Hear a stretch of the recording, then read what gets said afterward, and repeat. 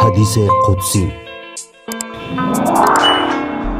دنیا طلبی و طغیان. پیامبر اکرم صلی الله علیه و سلم فرمودند: خداوند عزوجل فرمود: ای پسر آدم، هر روز روزی تو دهند و غمگین باشی و هر روز از عمر تو کاسته شود و شادمانی کنی، آنچه تو را کفایت کند داری و آنچه تو را به طغیان کشاند می طلبی، نه به کم قانع شوی و نه با بسیار سیر. نهج الفصاحه، حکایت 2082.